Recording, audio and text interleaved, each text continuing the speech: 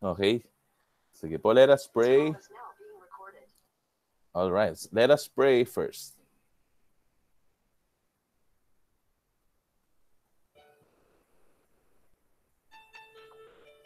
Panginoon, maraming salamat po sa ibinigay ninyong panibagong pagkakataon upang kami ay matuto.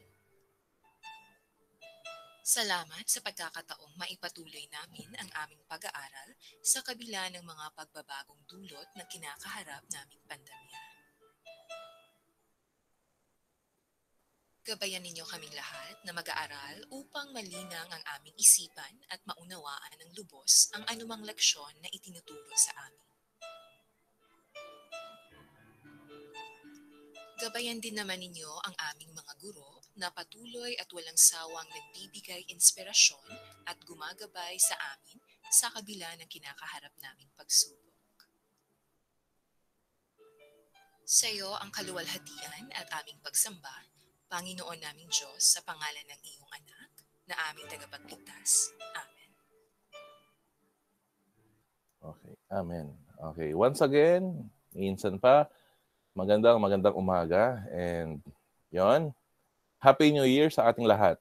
So this will be our second quarter. Okay, first week ng ating second quarter. So sa second quarter, bagong mga lessons. At syempre, focus pa rin sa panitikang Asyano.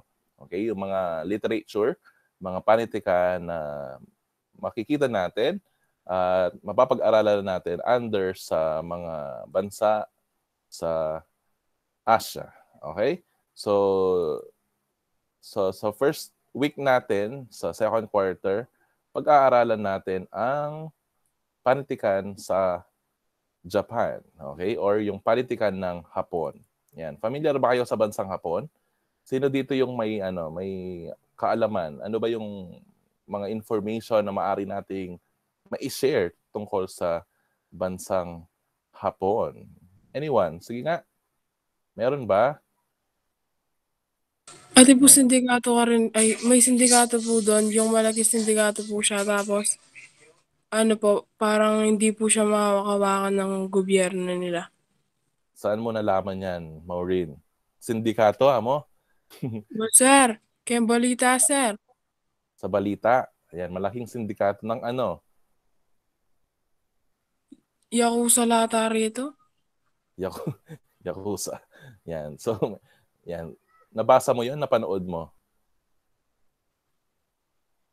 Aba, sage, sir. Yan, nabasa niya. So, yun, nakakatakot yung nabasa ni, ni Maureen. No? So, sa Japan daw, may malaking mga tawag dito, sindikato. Yan. Maliban doon, sa nabanggit niya, meron sa inyo na na yung magulang niya naka-abroad sa Japan or kayo mismo baka nag-tour na kayo sa Japan or yung mga mahilig magbasa dito, manood ng movie, yan yung setting baka sa Japan. So anyone, baka gusto niyo mag-share or mga napanood niyo, nabasa niyo, ano bang meron sa bansang Japan? Kung sa Pilipinas, yan, ganito yung panahon natin, ano ba yung kulturang meron tayo, anong klaseng tao tayo, anong kaugalian natin, ano yung paniniwala natin. Yan. So alam naman natin yon bilang mga Pilipino. Sa bansang Japan kaya, ano yung mga kaalaman ninyo? So knowing na tayo ay sinakop din ng mga Hapon, di ba?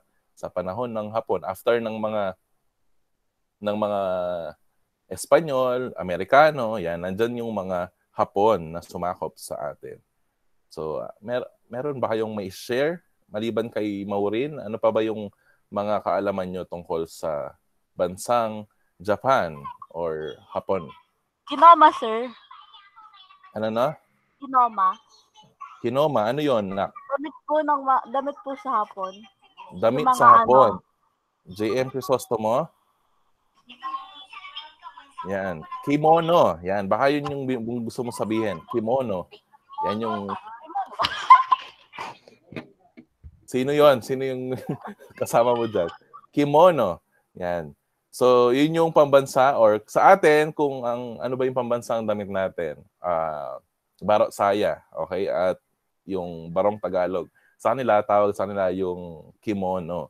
Yan. Kung meron dito, yung, di ba, sa AP, meron tayong tinatawag na United Nation Day, di ba? Nagko-costume yung mga iba. Yan, yung Japan. Japan. Okay, maliban doon, kimono. Ano pa? Ano pang Tokyo. meron? Capital na sir, Tokyo. Yan, capital daw ng Japan is Tokyo. Very good. Yan. So maraming mga Pilipino ang gustong mag-tour diyan sa bansang Japan, and specifically sa sa lugar or city ng Tokyo. Kasi advanced sila, 'di ba? Maganda yung tanawin diyan. Pero ngayon sa panahon ng pandemic, syempre bawal mag-tour. May po makasagap ka pang kay virus sa ibang bansa. Okay, maliban doon. Yan, marami naman pala kayong alam. Sino 'yon? Kurt, sige, Kurt. Ano yung may i-share mo? Meron po silang 4 season. Meron silang 4 season. Okay, sa Philippines meron tayong 2 lang. Okay, sa kanila 4. So ano yung 4 na 'yon? Juice ba 'yon? 4 seasons? Di po, sir. Ano yung mga 4 season na yung Kurt? May lilyo kaya ka, Kurt? Lalakad ka ba magklase mo? Meron lang pong pinagawa. Okay, sige. Ano po, Okay. sir? Ano yung 4 seasons? Taglamig po. Taglamig. Snow. Tag-init. Tag-init. Summer. Taglagas. Taglagas. Fall. Tama ba? Tagsibol. Spring. Yeah. Okay. So yun. So yun yung isa sa mga pinagmamalaki ng Japan. Kaya marami ding pumupunta sa Japan kasi gusto nila ma-experience yung malamig na klima kapag nag-snow. Ito, yung panahon natin ngayon, yung simula November, December, January, and February, di ba? Ito yung panahon ng nag-snow sa mga bansang ito. Yan. Sayang sa Pilipinas, walang snow, no? Yan. So, kung gusto niyo ma-experience yung snow, yan, pwede kayong mag-tour sa Japan. Yung mga classmate ko, yung naging classmate ko nung sa college, yan, teacher din siya, pero mas pinili niya, ewan ko bakit, na-stress yata siya sa mga bata. Yan, mas pinili niya mag-abroad sa Japan. Ngayon, nasa Japan siya, yung trabaho niya medyo iba. Yan, malayo sa teaching, pero nag-e-enjoy siya. Yan, sinasabi niya, napakaganda daw sa Japan. So, nakapunta siya doon last year, bago yung pandemic. Yan. So, okay naman siya doon. At ang Japan, isa siya sa mga bansa na nakakaranas ng madaming lindol. Palagi yung lindol doon. Kasi yung mga actually yung structure nila, yung mga buildings nila kahit matataas, earthquake proof. Yan, meron silang mga technology na yan na ginagawa para earthquake proof, hindi masira yung buildings. Yan. Kasi nga palagi yung ano nila, palagi yung ang tawag dito, yung lindol doon. Okay, meron pa ba gusto mag-share? Baka meron pa. Sumo wrestling, sir. Sumo wrestling, yan, JM. So doon. Tapos cherry blossom, sir. Cherry blossoms, yan. Babawi JM, ne. Bagong taon ay magbagong buhay. Yan, very good. Yan. So doon yung sumo wrestling. Yan. Familiar kayo sa sumo wrestling, yan. Sports yun actually. And then yung cherry blossoms, yan. Usually, kailan ba yung cherry? Sa spring ba? Yan. Isa yun, so mga dinadayo sa ano, 'di ba? Sa Japan. When we say cherry blossoms, yan, Japan ang ating actually sa Baguio daw, meron sila mga tinanim na mga cherry blossoms. Ewan ko kung nag-survive na buhay yung mga yon kasi yung mga cherry blossoms nabubuhay lang sila sa mga malalamig na lugar at isa yon yung Japan. Yan, 'di ba? Merong mga pelikula na yun yung focus, 'di ba? Yung pinapakita yung cherry blossoms. Kapag namulaklak yon, usually purple, and then syempre matutuyo yung bulaklak at malalagas. Yan. Napakaganda daw. Yan. So, kung kayo gusto niyo, ako hindi masyadong trip yung ganun. Kung kayo gusto niyo, pangarap niyo yung pumunta sa Japan, yan, mangarap kayo. Libre ang mangarap. Okay? Malay niyo after ng pandemic, yan, pwede na ulit mag-travel. Okay, maliban doon, wala na ba? Doon din matatagpuan ang Yelo, ano? Maulin? Yen la pula gyurem pera datas, karinya pinganim. Ngayon pampanganay Maulin. Yen daw yung pangalan sa pera. Ang currency nila, ang tawag yen. Sa atin, peso. Sa kanila, yen. Okay? Medyo lapad, dadadingking kapampangan lapad. Or sa Tagalog, lapad. And then, ano ba yung sinabi niya? Doon daw yung mga anime. Yan. So, sa mga mahilig manood ng anime, yan. So, ang Japan po ang una.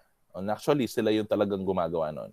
yung pansinin natin, yung mga anime ay yan, tinangkilik sa Pilipinas. Yung mga manga, ano pa ba? Yung comics yun, di ba? Yung mga manga. Yan. So, meron sa inyo mga mahilig doon. So, sa kanila galing po yan. Doon din matatagpuan ang pinakamataas na bundok. Ano yung bundok sa buong mundo? Mount Fuji. Fuji. Huh? Fuji? Mm-mm. Fuji Mount Apple. Yeah, Mount Fuji. And then marami silang, actually, ang Japan parang Pilipinas din. Marami silang mga islands. Yan. Parang archipelago din. Pero syempre, mas marami ang Pilipinas. Nasa 2,000 yata yung islands nila, if I'm not mistaken. Sa atin, 7,000 plus, di ba? Sa nila, 2,000. At marami rin silang bundok at maraming bulkan din. And yun nga, isa rin sa naipagmamalaki sa bansang Japan na kahit napaka-advance nila sa technology. Yan, advance sila sa technology actually. Kapag sinabi nating appliances, sa bagong mga invention na TV, ano pa ba? Mga gadgets, so sa kanila nanggagaling 'yon. Kung hahanap ka ng mga matitibay na gamit, gadgets, mga appliances na bibili nyo, isa 'yon sa i-consider nyo, yung made in Japan. Kasi nga, matitibay. Yan. So, advance sila sa technology. Pero kahit advance sila sa technology, hindi sila nakakalimot sa kanilang kultura, okay, sa kanilang nakagisnan. So, napapreserve pa rin nila yung culture nila. Yun nga, yung pagsusuot ng kimono, yung mga traditions nila as Japanese. Okay? So, yun po ang mga konting informasyon na ating may share. Okay? Mababanggit sa bansang Japan. So, narito po yung mga, actually, sa buong second quarter, ang pag-aaralan natin ay mga akdang pampanitikan ng Silangang Asya. Okay? Silangang Asya. Okay? East Asia. Mga bansa sa Silangang Asya, nandyan, unang-una yung Japan, yung North Korea. Yan. So, di ba yung mga bansa sa Silangang Asya ay mga kilalang bansa.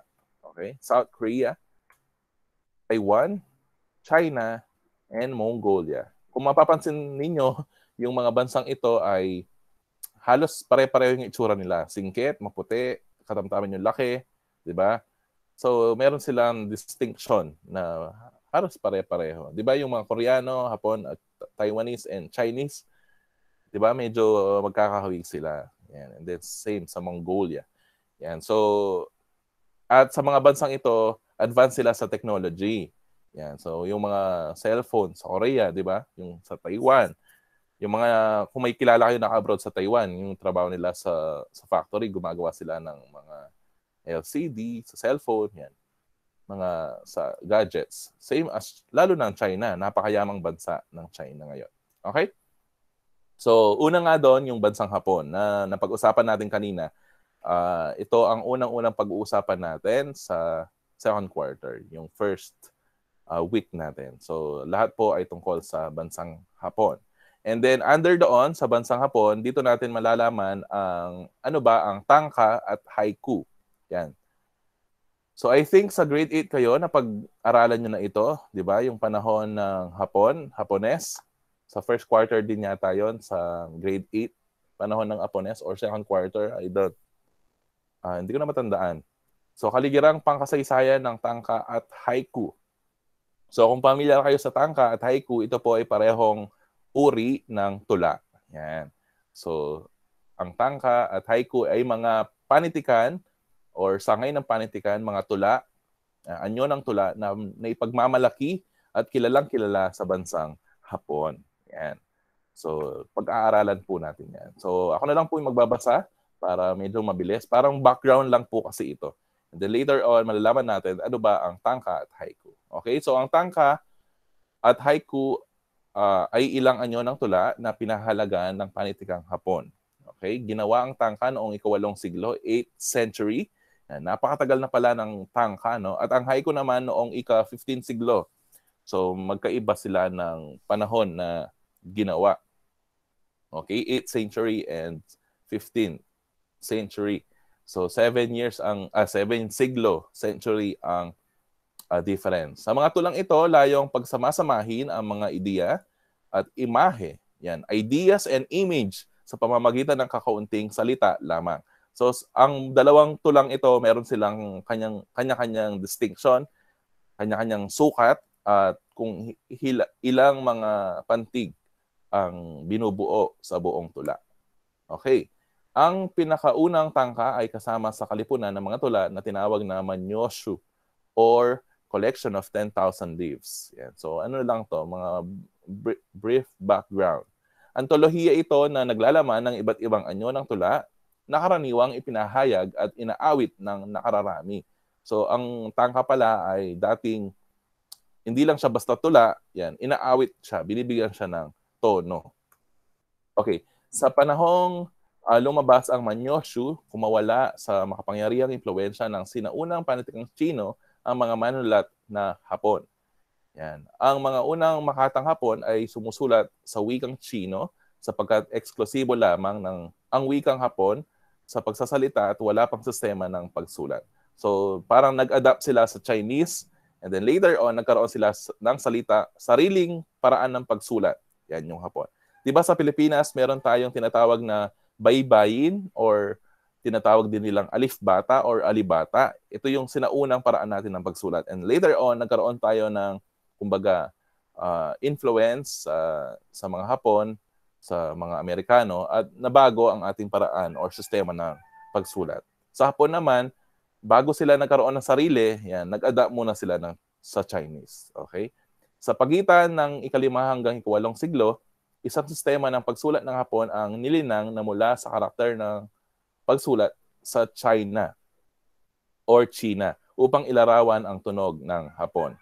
Yan. So, kung meron dito na nakakabasa sa mga karakter ng Japanese or Chinese, yan, di ba, medyo napakaiba yung paraan nila ng pagsulat. Yung iba, nagpapatato sila yung Japanese character or Chinese character, yung pinapalagay nila. So, ako, hindi ako marunong magbasa ng mga ganun. Yan. Tinawag na kana ang ponemikong karakter na ito, nang ibig sabihin ay hiram na mga pangalan. So dahil parang inadapt nila sa Chinese. Noong panahon na nakompleto na ang Manyoshu, nagsimulang pahalagahan ng mga makatang Hapon ang wika nila sa pamamagitan ng madamdaming pagpapahayag. Yan. Kung historical ang pagbabatayan, ipinahayag ng mga Hapon na ang Manyoshu ang simula ng panitikan nilang nakasulat na matatawag nilang sariling-sarili nila. Yan. So, tula pala ang unang-unang panitikan ng Hapon at yun nga yung tangka. Maikling awitin ang ibig sabihin ng tangka. So, maikling awitin. Parang, di ba, yung kung Holy Week, di ba, meron tayong tinatawag na pabasa.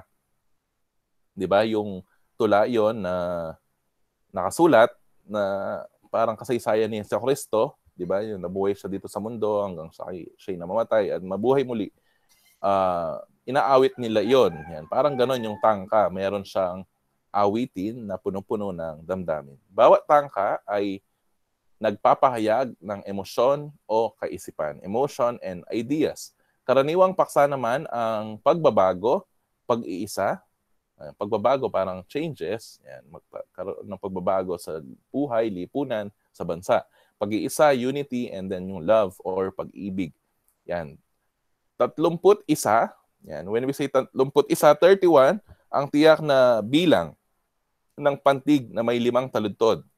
Ang tradisyonal na tangka. Yan. So, siguro, natatandaan nyo na kung ano yung tangka. So, 5 taludtod, 5 lines, at total po nun ay 31. So sa yung tatlong taludtod, meron siyang 7 na bilang ng pantig, samantalang tig-5 naman na pantig ang 2 taludtod. So 77755.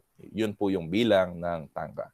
Naging daan ang tangka upang magpahayag ng damdamin sa isa't isa ang nagmamahalan ng lalaki at babae. So ginagamit siya as love letter, yan, or sa atin kasi meron tayong tinatawag na ang tawag doon yung kinakantahan ng lalaki yung babae. Ano kasi yan? Harana. Yan, harana. Very good. Salamat kay Maureen. Harana. Yan. So parang ganun din. Kasi awitin nga yung tangka, di ba? So, or pwede siyang love letter, nakasulat siya. Okay, ginagamit din sa paglalaro ng aristocrats ang tangka. Yan. Para siyang flip battle, flip top battle. Yan. Or something like that. Mga debate or ano pa ba yan? Balagtasan. Yan. So ginagamit yung paglalaro yung sa unang panahon, yung tangka. Kung saan lilikha ng 3 taludtod at dudugtungan naman ng ibang tao ng 2 taludtod upang mabuo ang isang tangka. Gaya nga ng naipahayag nasa unang bahagi ng tekstong ito, noong ika-15 siglo, isinilang ang bagong anyo ng pagbuo ng tula ng mga Hapon. Yun. So kung kanina yung tangka, ngayon naman after ilang years, 7 na siglo or centuries, yan, nabuo ngayon yung haiku. Ang bagong anyo ng tula ay tinawag na haiku na mas maikli siya kaysa sa tangka. Yan, noong panahon ng pananakop ng mga Hapon sa Pilipinas, lumaganap ng lubos ang haiku. Binubuo ng 17 pantig na nahahati sa 3 taludturan. Kung ang tangka meron siyang 31 or 31 pantig, ngayon naman ang haiku ay meron siyang kabuang 17 lamang. Okay? From 31, yung haiku 17 lang siya. Okay? Na pantig na nahati sa 3 taludtod or taludturan. So, ang difference ngayon nila, ang tangka meron siyang 5 taludtod, ang haiku meron siyang 3 taludtod. Kung ang tangka ay meron siyang 31 or 31 pantig, ngayon yung haiku meron siyang 17 or 17 na pantig. Okay? So, know the difference. Ang pinakamahalaga sa haiku ay ang pagbigkas ng taludtod. Yan. 'Di ba? Sa pagbigkas ng tula, kailangan wasto ang hinto, wasto ang diin, wasto ang pagkakahati. Yan. Kasi kailangang maipahayag mo ng maayos yung kaisipan or ideya or mensahe ng binabasang tula. Okay? Na may wastong antala o paghinto. Kiro ang tawag dito o sa Ingles ay cutting. Ang kiro ay kahawig ng sesura sa ating panulaan. So, diniscuss natin yung tula last quarter at yan, isa yan sa mga kailangan nyong isa isip. Yan.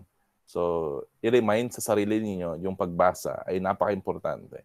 Okay? Ang kireji naman ang salitang paghihintuan o cutting word. Ito ay kadalasang matatagpuan sa dulo ng isa sa huling 3 parirala ng bawat berso.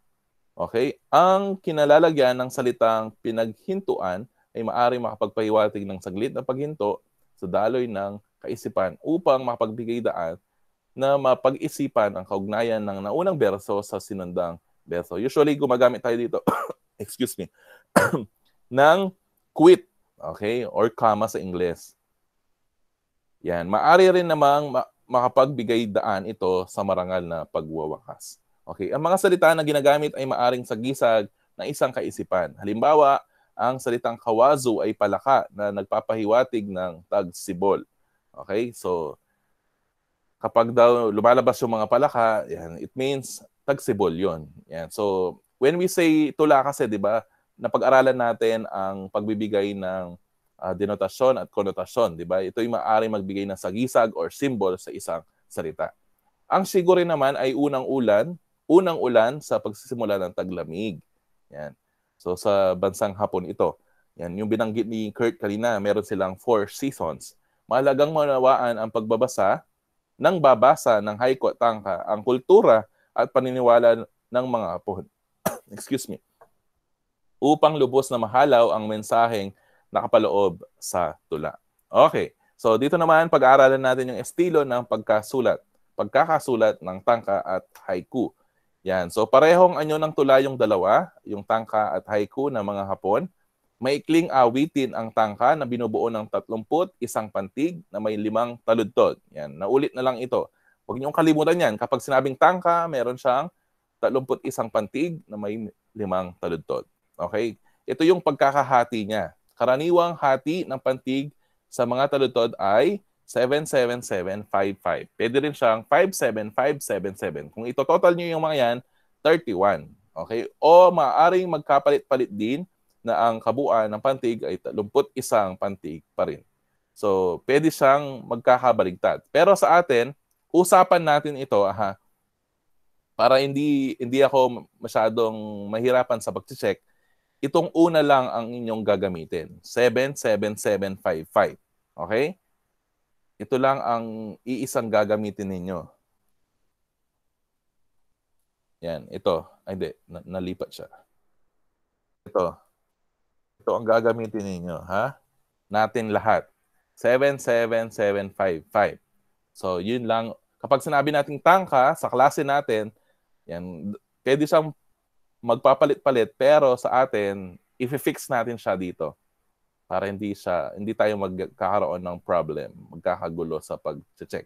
Okay? So tayong lahat, ito yung ating gagamitin sa tangka na sukat. Okay? Meron siyang 5 taludtod na may sukat na 77755. Okay? Sana clear po 'yun. Clear na yan. Okay? Okay. So next. Samantala, ang haiku ay mas pinaikli pa sa tangka. May 17 bilang ang pantig na may 3 taludtod. Yan, maaring hati ng pantig sa mga taludtod ay 5, 7, 5. Okay? Ang bilang ng pantig ay 5, 7, 5. O maaaring magkapalit-palit din na ang kabuuan ng pantig ay 17 pa rin. Yan, same sa tangka, pwede siya magpalit-palit. Pero this time sa atin, ito lang yung gagamitin natin. 5, 7, 5. Okay? Para hindi tayo nagkakalituhan. Okay. Karaniwang paksa ng tangka ay pagbabago, pag-ibig, at pag-iisa. Yan. Halos pareho lang ng mga paksa or topic. Ang paksang ginagamit naman sa haiku ay tungkol sa kalikasan, pwede rin siya sa pag-ibig. Yan. Usually kasi ang tula, yan, sa pag-ibig talaga siya. Pag-ibig sa bayan, pag-ibig sa pamilya, kaibigan, minamahal, kasintahan. Okay? So, pwede naman yan. Parehong nagpapahayag ng masidhing damdamin ng tangka at haiku. Yan. Lahat naman ng tula ay nagpapahayag ng damdamin. Okay, narito ang mga halimbawa ng tangka at haiku na mula sa wikang Nihongo. Yan. So, ang tawag sa wika, di ba, yung Nihongo, ay isinali naman sa Ingles at Filipino. So, basahin natin at suriin. Yan. Meron tayong halimbawa dito ng tangka. Ito ay, wala siyang title, kaya pinangalanan na lang siya na tangka ni Kino Tomonori. Yan. Kino Tomonori. Yan. Okay, so kayo, huwag niyong kakalimutan na kapag gagawa kayo ng tangka, haiku, or anumang klaseng panitikan yan, huwag niyong kalimutan ilagay ang title or pamagat. And then sa ilalim, yung pangalan nyo. Okay? Para may pangalan yung akdang ginawa ninyo. Okay? This time, ito ay sinulat ni Kino Tomonori. Tangka. Okay? Babasahin natin siya sa wikang Hapon, and then wikang Ingles, and then wikang Filipino. Okay? So, pakibasa nga ito. Yan. Jeline, pakibasa ang ating tangka na naisulat sa Hapon. Yan. Jeline Crisostomo. Nandyan ba siya? JM? Sino dito yung marunong bumasa ng Hapon? Wala si Jeline? Hindi niya ba ako naririnig? Jeline? Sir, sirado po yung mic niya. Oh. Ayan. Pwedeng share na lang kayo. Jeline. Pairamin mo siya, JM. Okay, pakibasa. Nakaano naman siya, nakahiwalay-hiwalay naman. So hindi ka naman mahirapan, dahan-dahan. Hisakatano. Ito, sir. Lahat. Hikari no dokeki. Haru no hiwi. Shizu kokoro naku. Hana no chiruramo. Okay. Sige, very good. Yan, pakiulit nga, Christine Faith. Yan, tignan natin paano magbabasa ng Japan si Christine Faith. Hisakata no hikari no dokeki haru no hiri Shizuko Koronaku. Hana no Chiruramo. Okay, very good. Pwede pala maging hapon ni Christine and si Jeline. Okay, thank you. Yan, kung papansinin natin, syempre di tayo marunong maghapon, di natin maintindihan. Pero dahil for the sake of yung pinag-aaralan natin, ang isa sa katangian, ano kasing katangian ng tangka?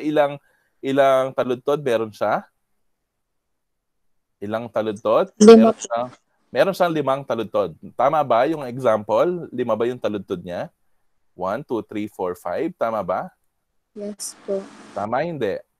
Okay. Tama so, po. meron siya 1, 2, 3, 4, 5. Very good, children. Okay. So, meron siyang 5. Pasok. Check. And then, meron siyang, ano ba yung katangian? Ilang bilang daw? Kabuang bilang? Merong 31. Tama ba? 31 na bilang. Yan, tama ba ang aking binabanggit kapag tangka? Okay, 31. At sa 31 na iyon, yung 3 daw, 7 siya. Yung 2, 5. Okay, so bilangin natin. Dito sa una, 1, 2, 3, 4, 5. So meron siyang 5 na pantig sa una. Pangalawa, 1, 2, 3, 4, 5, 6, 7. 7. Pangit na sulat ko. Okay, next. 1, 2, 3, 4, 5. 5 din siya. Okay, ganda na sulat ko, di ba? 1, 2, 3, 4, 5, 6, 7. Alright, tama, 7. Next. 1, 2, 3, 4, 5, 6, 7. Okay. 7 din siya. So, ito ay example ng tangka. Pasok siya.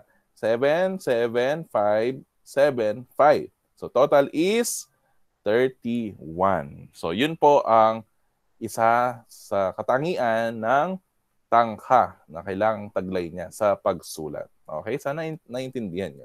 Okay, so ito po ay halimbawa mula sa Hapon at sinalin siya sa Ingles at basahin po natin siya. Okay, sa Ingles naman, sino yung gusto magbasa? Magtatawag tayo. Sige, Renz Evan. Naririnig ba, Renz? Pakibasa sa Ingles ang ating tangka.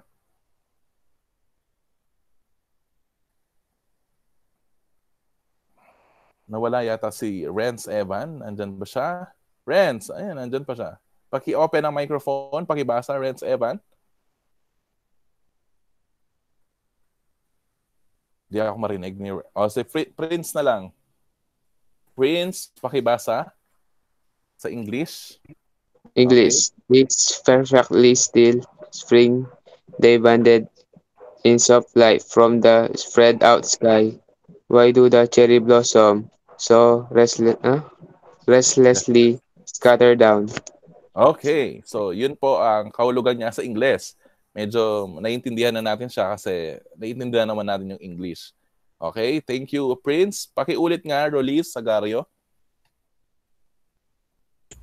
This perfectly still spring day bath in soft light from the spread out sky. Why do the cherry blossoms so restlessly scatter down? Okay, thank you. Ang pangalan niya kasi? Release, thank you. Okay, maraming salamat.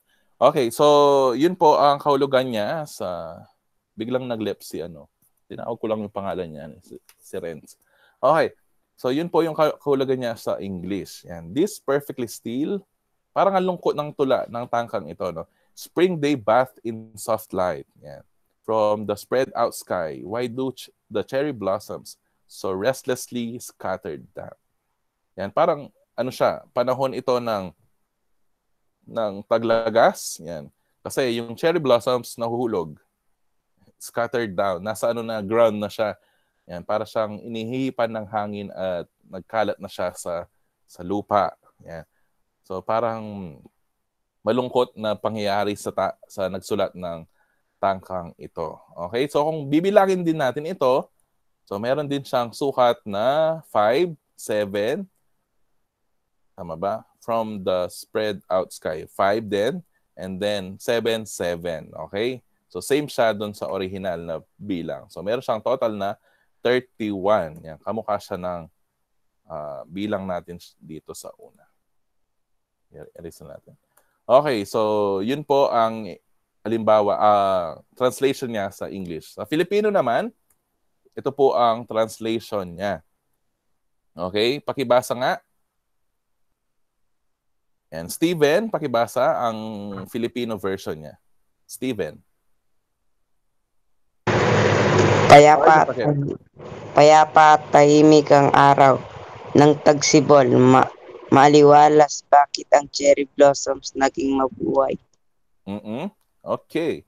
Thank you. Yan. So yun yung kahulugan niya sa Filipino. Payapa at tahimik ang araw ng tagsibol, maaliwalas bakit ang cherry blossoms naging mabuhay.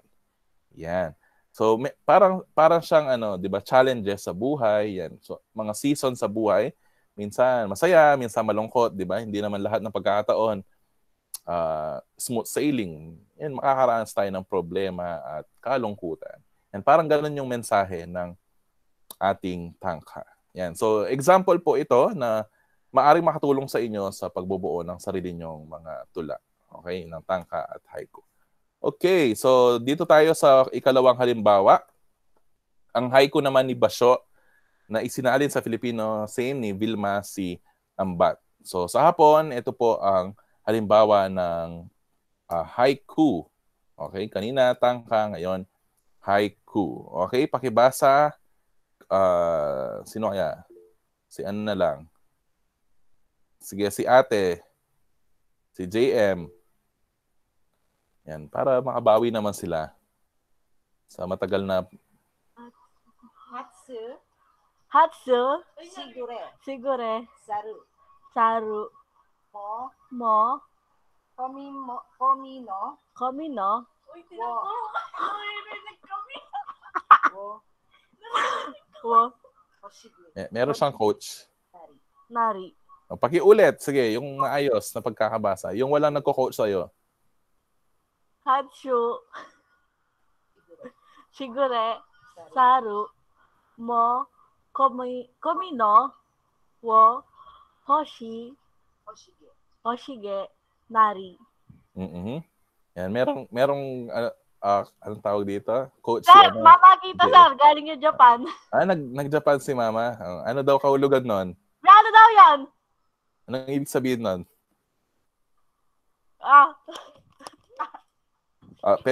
Pwede po bang paki-share sa amin? Kasi paki-share daw. Hindi po namin alam yung hindi po kami marunong maghapon. Makaintindi ng Hapon. Yan, 'di ba? Ano yung learning natin? So ayaw niya yata JM. Okay lang. So meron naman siyang translation. Nahiya siya. Meron naman translation sa English mamaya. Thank you, JM. Yan. So yun pala sila JM, yung mama niya nakaintindi ng Japan. Okay, pakiulit nga. Keitan, pakiulit, pakibasa. Tingnan natin si Keitan kung paano siya magbasa ng Japanese. Hatsu Shigure Sarumo Kominowo Hoshi Genari. Yan, thank you, Keitan. Yan, so ano kayong kahulugan nito? Okay, so yun po ang natin, halimbawa. So kung titingnan natin, so meron, ang sabi nga kanina, kapag sinabing haiku, meron siyang 3 taludtod. Yan, pasok siya sa banga, 3. Okay, 1, 2, 3. And then sa bawat taludtod, may bilang na 5, 7, 5. Or pwede magkakabaligtad, pero ang ating gagamitin, 5, 7, 5. Okay, so 1, 2, 3, 4, 5. 5 siya, very good. Saru, 1, 2, 3, 4, 5, 6, and 7. Okay, 7. And then lastly, 1, 2, 3, 4, 5. Okay, galing magbilang ni Sir. 5. So, pasok siya, 5, 7, 5 for a total of 17 na pantig. Okay, so yun po ang katangian ng isang haiku. Okay? So meron siyang tatlong taludtod at sa bawat taludtod ay meron siyang 5, 7, 5. Very good po. Yan. So perfect example ng haiku. Okay, sa Ingles, yun po ang kahulugan niya sa Ingles. Yan. So pakibasa.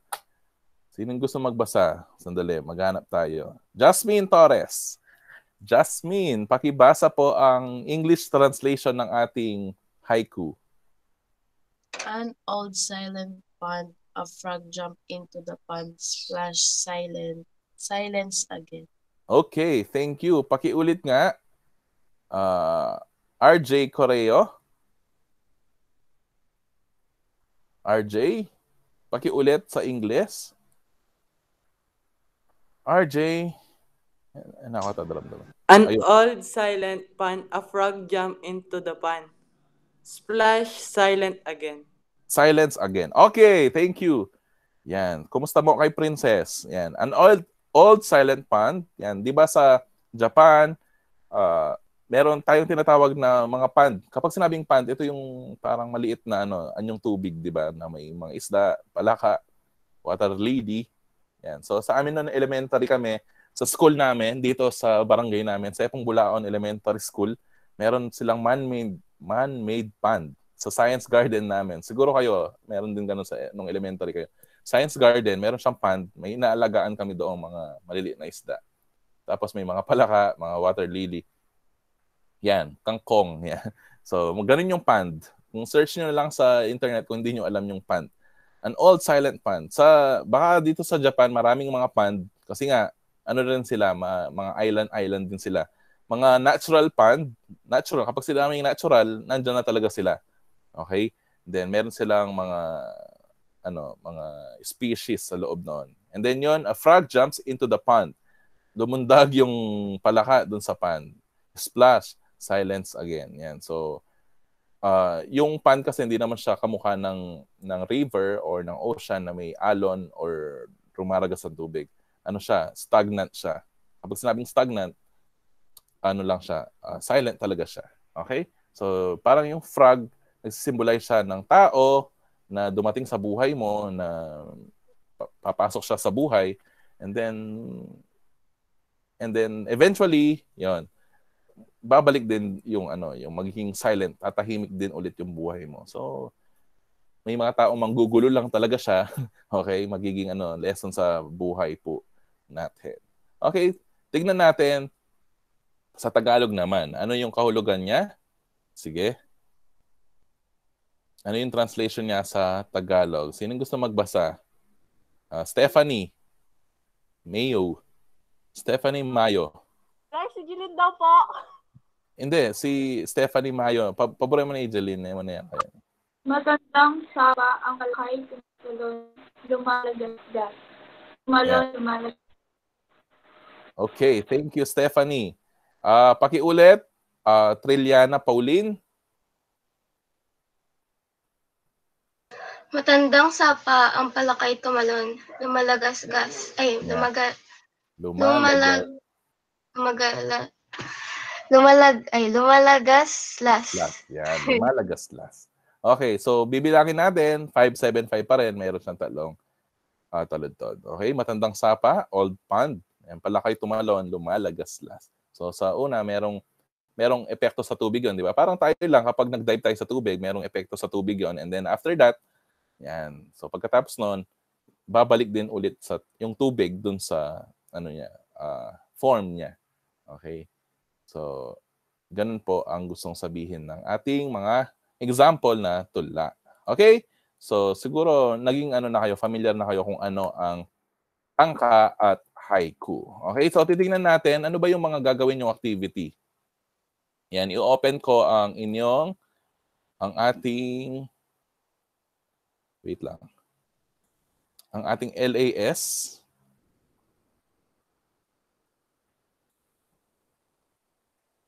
Yan, week 1 for the second quarter.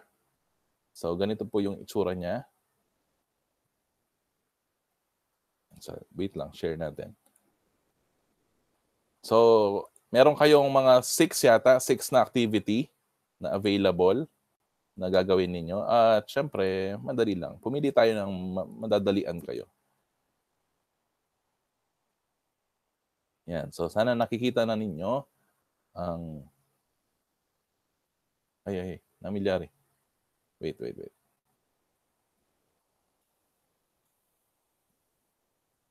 Yan. Zoom natin konti. Wait lang. Yan. Okay, so yun po ang LAS na makikita nyo sa Google Classroom at Google Drive. So, dito yung diniscuss natin yung tangka at haiku. And then, merong yun, yung estilo ng pagkakasulat ng haiku and then yung mga dalawang halimbawa. Yan. So, nandyan din. So, para magkaroon kayo ng review kung gusto yung pag-aral. And then, meron tayong karagdagang kaalaman na didiscuss ko na din ng mabilisan lang. So, except sa tangka at haiku, meron tayong isa pang tula na pag-aaralan. Okay, babasahin ko lang na mabilis. Kung ang Japan ay may tangka at haiku, tayo naman sa Pilipinas ay may tanaga. Yan. So, may version din tayo ng maikling tula ng tangka at haiku. At tinatawag natin ito sa Pilipinas na tanaga. Yan. So, I think familiar na kayo dito. Ito ay isang maikling katutubong Pilipinong tula na kinaugaliang ginagamit sa wikang Tagalog. Okay? So, magkaiba po ang wikang Filipino sa wikang Tagalog. Kapag sinabi natin wikang Tagalog, ito yung salita, nakatutubong salita ng mga Tagalog, ng mga Katagalugan sa Maynila at karatig na lugar. Okay? So, ang Filipino sa buong bansa na yon. Ang makabagong tanaga ay ginagamit sa mga iba't ibang wikang Pilipino at Ingles dahil sa kanyang katanyagan sa ika-20 siglo. Kung ang tangka, 7th century, ang haiku sa 15th century, ang tanaga naman ay sa 20th century. So, bago-bago na lang yung tanaga, no? Medyo bago na lang siya. At naging tanyag siya dito sa panahon natin, sa ika-20 siglo. Okay? So, may estruktura itong, yan, 4 na taludtod. So, kung ang tangka, meron siyang 5 na taludtod, ang haiku merong 3, ito naman, ang tanaga ay meron siyang 4 na taludtod. At ano yung bilang niya? Meron siyang 7 pantig kada taludtod. 7 sa 4. So, pare-parehong 7 yung 4. Ibig sabihin, 7 times 4, ilan siya? 28 yung kabuuan niya. Okay? So, tandaan nyo yun. So, 4 na taludtod at 7 pantig kada taludtod.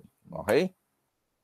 So, naglalaman ito ng mga pang-aral, agimas. Yan, para mga gintong aral. Okay? At payak na pilosopiyang ginagamit ng matatanda sa pagpapagunita sa mga kabataan. So, parang dito sa ating sa tanaga, ito yung naglalaman ng mga gintong aral or mga filosofiya, kaisipan, na kapupulutan ng aral na pwede siyang magturo sa mga kabataan daw. Layunin nito na linangin ang lalim ng pagpapahayag ng kaisipan at masining na paggamit ng antas ng wika. Sa mga tuwid, naglalaman din ito ng mga matatalinghagang pananalita. When we say matalinghagang salita, malalalim na wika or salita na meron siyang, syempre, malalim na kahulugan. Yan, naglalaman siya ng mga simbolo at pahiwatig. Yan, yung pagbibigay natin ng kahulugan ng konotasyon at denotasyon. Okay, meron tayong halimbawa dito. Wala rin siyang pamagat. Yan, pero kayo, huwag niyong kalimutan lagyan ng pamagat ang mga gagawin ninyo. Okay? So, katitibay kang tulos, sakaling datnan ng agos, ako ay mumunting lumot, sa iyo ay pupulupot. Yan. So, di ba napakaganda? Hindi lang siya may sukat, meron din siyang tugma. Okay? Agos. O-O-S-O-S. O-T-O-T. Yan. Di ba? So, kung kaya nyo rin gawin yan, so much better. So, meron siyang 7, 7, 7, 7 for a total of 28. Okay? Yun po ang halimbawa ng tanaga. Okay? So, meron kayong nalamang 3 uri ng tula. Una ay tangka, ikalawa ay haiku, at pangatlo yung tanaga sa Pilipinas. Okay? And then, syempre, gagawin nyo na yung mga activity na available sa ating LAS. So, gawain 1, ano ba yung gagawin dito? Sumulat o lumikha ng tig-isang payak na tula ng tangka, haiku at tanaga gamit ang mga sumusunod na paksa. So, available na po yung paksa dyan. So, kung makikita ninyo, yan, yung una, tula, ang gagawin yung tula ay tangka dito. And then, ang paksa ay tungkol sa bansang Pilipinas. Yan, na familiar naman din kayo. Okay? And then, pangalawang tula, gagawin nyo haiku. Tungkol naman ito sa inyong pangarap. Okay? So, madali lang. Tama ba? And then, next tula naman ay, pangalong tula na gagawin, tanaga. Ang paksa nyo ay tungkol sa pandemya na nararanasan natin or COVID-19. Okay? So, bigyan ng title or pamagat ang bawat tulang gagawin. Okay? And then, syempre, huwag kakalimutan ang wastong bilang ng pantig at taludtod. Okay? So, it's up to you kung bibigyan nyo siya ng tugma. Okay? Pero syempre, yung sukat, yung napag-usapan natin. Kapag sinabing tangka, 77755. Kapag sinabi ng haiku, 575. Kapag sinabi nating tanaga, 7777. Okay? So, and yan po yung gagawin nyo. And then, sa gawain 2, ang mga nagawa nyo dito sa gawain 1, ililipat nyo lang dito sa gawain 2. Ano ba yung gagawin? Gumawa ng mga poster ng mga tula. Okay, so yung mga ginawa nyo sa gawain 1, parang ililipat nyo lang sila as poster. Yan, ilipat ang mga tulang na isulat sa 3 magkakaibang kulay na construction paper. Yan. So advantage ito sa mga marunong mag-calligraphy niyan, mag-lettering at mag-doodle. Yan. So ililipat, so bawat isang tula, isang construction paper. It's up to you kung anong kulay yan. So kung ano yung available sa bahay ninyo. Okay? Isusulat nyo, lalagyan nyo sila ng design, lagyan ito ng palamuti, pagkatapos ay pagkabitin gamit ang stapler. Yan. So dahil online kayo, ang gagawin ninyo, yan, isasama nyo sila sa mga i-upload nyo sa Google Classroom. Okay? Pipicturean nyo sila kapag tapos na. Okay? So magbibigay ako ng points, syempre, sa mga magaganda ang output nila. Okay? So that is gawain 1 and gawain 2. Kung may question pa kayo, sige, you can ask me. Okay? So, mag-chat lang kayo sa comment box or open nyo yung inyong microphone. And then, sa next na gagawin ninyo, so pag-aralan ang mga kaalamang gramatika under sa ating lesson for this week, ang mga ponemang suprasegmental. So, nandyan yung diin, tono, and intonasyon. Ano lang yan? Self-taught na lang.